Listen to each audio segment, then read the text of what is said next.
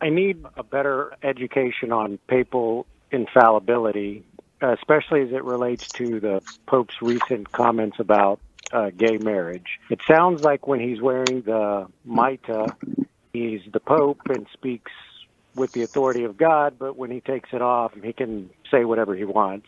But here's the real point to it. Whatever the explanation is and has been, and I've been listening to you all talk about this quite a bit, it doesn't work for my 16-year-old daughter who keeps reminding me that the Pope supports gay marriage.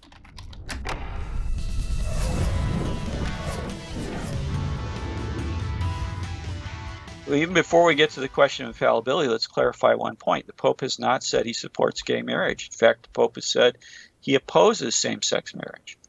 But the recent question was whether or not he, as his own opinion, supports the idea of civil legislation that would give some of the same benefits, civil benefits of marriage to people of the same sex who cohabitate, or even possibly people of the opposite sex who cohabitate, who aren't married, who may be brothers and sisters or some other arrangement of people. The idea being that there can be a common household recognized in civil legislation. So that some ambiguity as to exactly what he meant about that. I have to be clear that this was a comment he made in an interview when he was asked a question. It had to do with civil legislation and civil unions, and not specifically on same-sex marriage, so-called gay marriage. On that topic, he has repeatedly, clearly said, marriage is between a man and a woman. It is not between two men or two women. So that's the first point. So you could clarify with your daughter, whatever the news reports may have said about the Pope supposedly supporting same-sex marriage, that in fact he did not support same-sex marriage. But with respect to infallibility means that when the church teaches something as true in its definitive form, so the church says, this is definitive teaching for us, that teaching will not be false. The church will never teach as true, definitively true, something that's false, nor will the church ever teach as definitively false something that is true, when it concerns what God has revealed about what we are to believe and how we're to live. Infallibility doesn't have to do with who's going to be the winner in the presidential contest between Donald Trump and Joe Biden. It doesn't have to do with who's going to win the World Series next year, assuming we have a World Series. It doesn't have to do with the question of whether or not string theory is the accurate understanding of the relationship between very small things and very big things in the universe. It has to do with what God has revealed about himself, what he wants us to believe about himself, and how he wants us to live. So we call that faith and morals. Fallibility has to do with the definitive church teaching concerning faith and morals.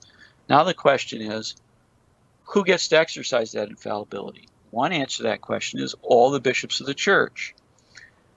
When they teach, scattered throughout the world, when they teach concerning faith and morals, that something is to be definitively held by all the faithful, and they do that in agreement with one another, that teaching is protected by the Holy Spirit so that they will not teach as true what is false, they will not teach as false what's true.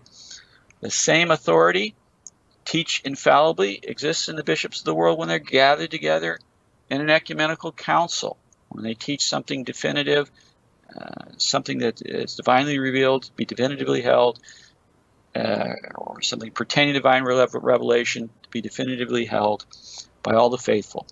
And then when the Pope, as the head of the College of Bishops, teaches something in that way, it's infallible. This is what the Catechism says in Article 891. The Roman Pontiff, head of the College of Bishops, enjoys this infallibility in virtue of his office when, as supreme pastor and teacher of all the faithful, who confirms his brethren in the faith, he proclaims by a definitive act a doctrine pertaining to faith or morals.